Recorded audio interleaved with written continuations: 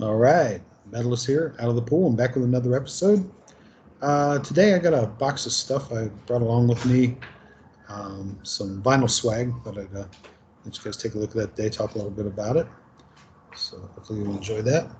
All right, so I'm just pulling stuff out of the box, unboxing here.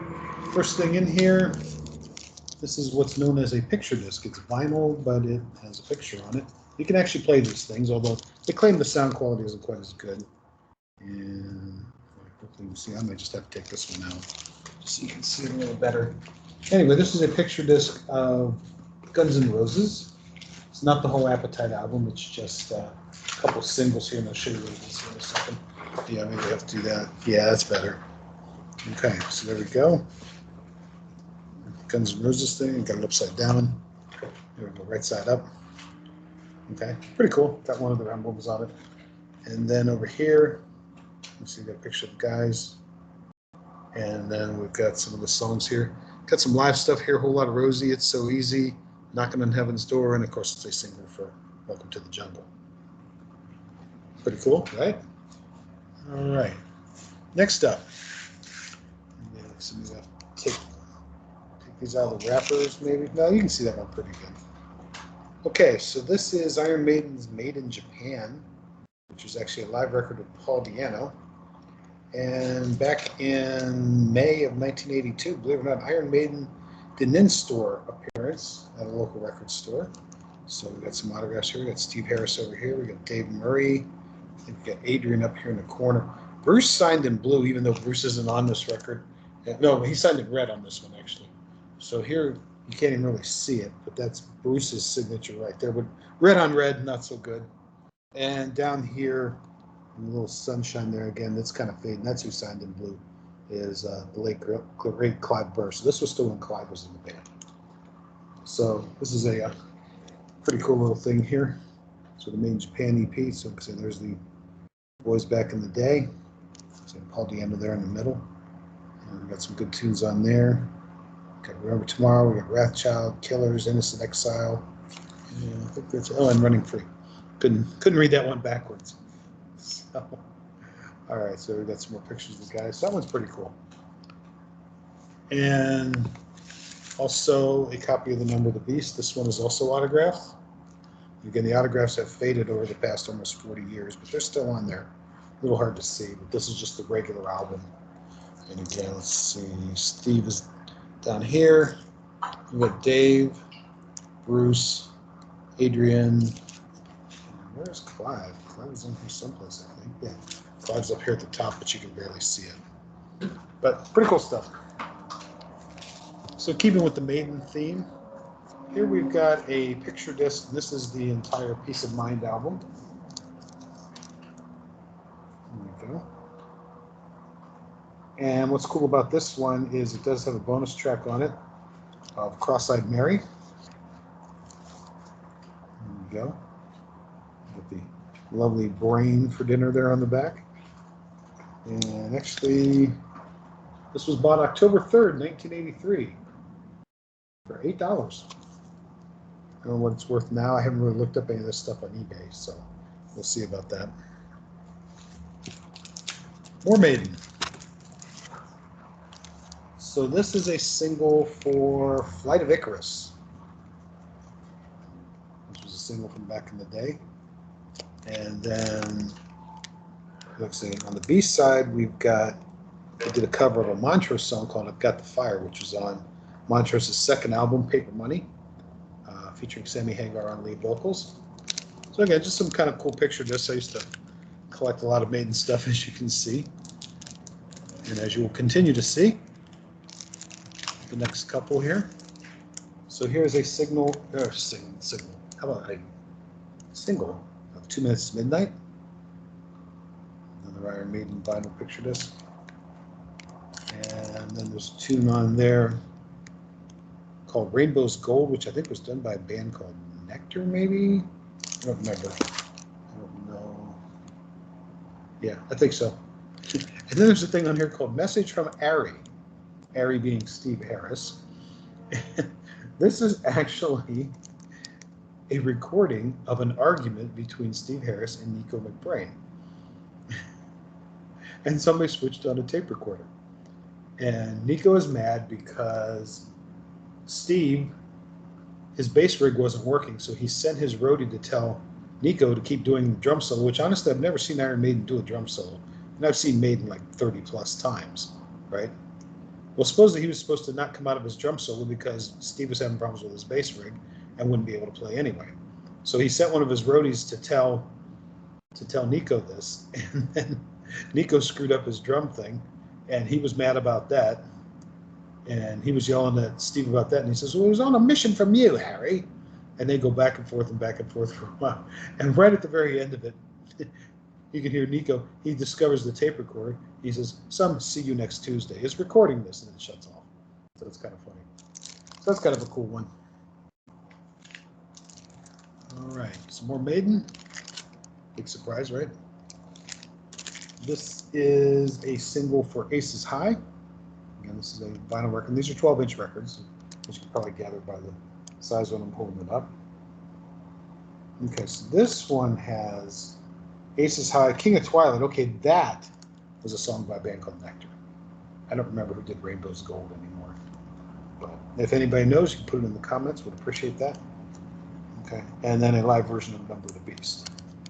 So here we've got Aces High. And on the back, looks like the plane got shot down. See it over here. So again, some kind of cool stuff, right? All right, so switching back to Guns N' Roses for a second. I'm just pulling these out of the boxes. They were stacked in there. I don't know if this is worth anything anymore or not. Okay. This was something they did called Live Like a Suicide. This actually predates Appetite for Destruction. And this was something I bought at the now defunct Randall Park Mall in Cleveland, Ohio, actually Warrensville Heights. I'm going to get technical about it. And this was just something that they kind of put out. And I had read about Guns N' Roses. And I saw this there, and it was only a couple bucks because it's an EP. It's only like 4 songs or something like that. So I picked it up.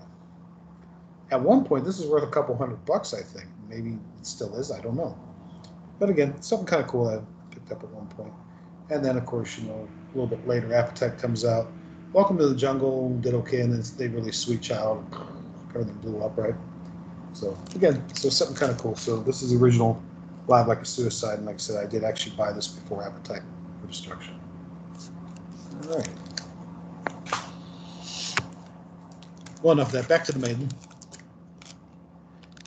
Okay, so here we have a Number of the Beast single. Okay.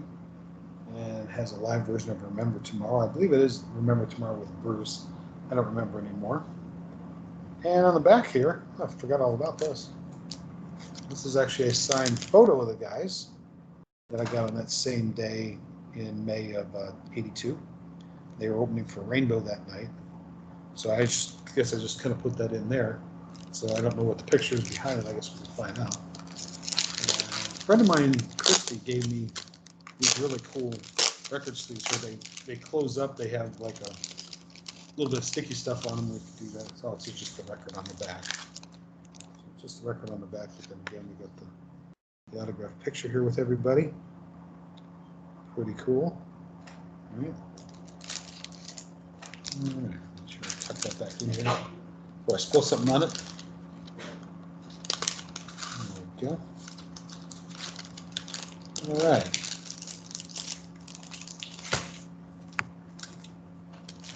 And the Maiden fun continues. All right, this is a picture disc of the entire Number of the Beast album. It's another kind of cool thing I picked up. A close up of the devil guy on here, but it's the whole album. So pretty cool. All right, now for something a little different.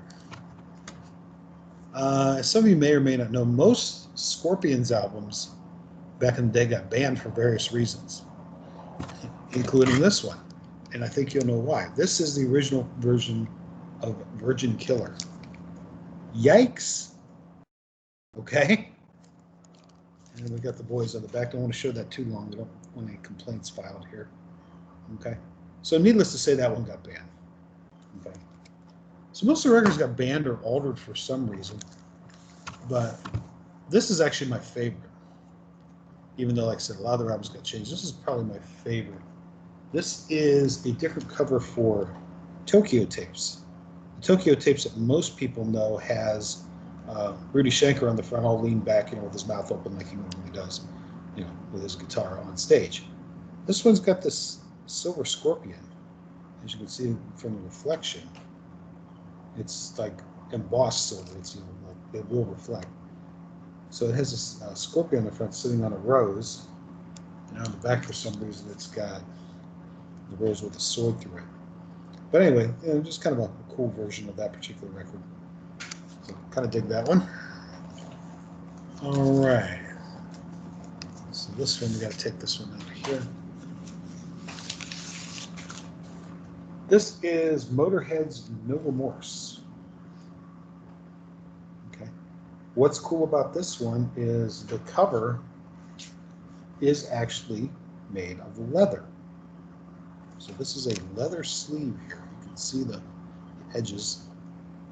And they did an in-store at Shattered Records in Cleveland. People from the area up there will probably remember that place. And these are all the autographs of the guys. So I had a silver pen. In fact, you can see some blotches of the silver pen here on the back.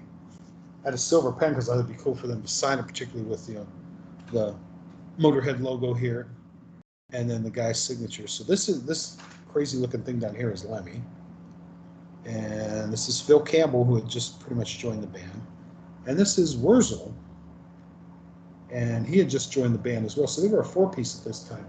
And during that time, which I think was right around '84, Phil Taylor was not their drummer, and it was a guy named Pete Gill. Pete Gill was formerly with Saxon, another one of my favorites. So I guess the cool part about this is obviously Wurzel and Lemmy are not giving autographs anymore. So this is a cool thing to have. Okay. And plus, like I say, it's kind of an oddball time. You don't normally get Pete Gill to sign a record. So, but this is a very cool compilation. It's 2 albums. It's a double record. And a lot of their famous songs, but each side ends with a new track. So there's 4 new tracks on this thing. So this is a pretty cool thing with the leather cover. Okay. All right, let's check out a couple more here. All right, so this is a double dose here. This is the first Def Leppard album, All Through the Night. And they also did an in-store. I don't know if you can see it or not. I'm trying to get in here. But yeah, right in through here, Joe Elliott signed it, Rick Allen, Pete Willis. Pete was not in the band much longer after that.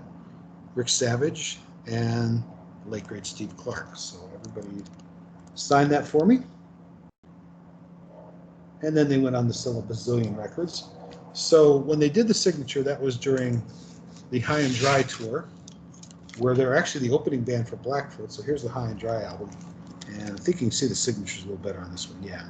So up here's Rick Allen, and we got Pete Willis and Joe Elliott. Whereas Ricky Warwick says Joe Elliott. And we got Savage over here, and then, like I say, Steve Clark, who we've missed for about 30-some years now. All right. And on that happy note, I think we'll stop there for today. I'll probably have a part 2 to this with maybe some more vinyl swag, and I have some tour books and maybe calendars and stuff like that for you guys to check out. So, but again, appreciate you guys always coming in. Like I said, like and subscribe, leave some comments, and we'll see you all next time.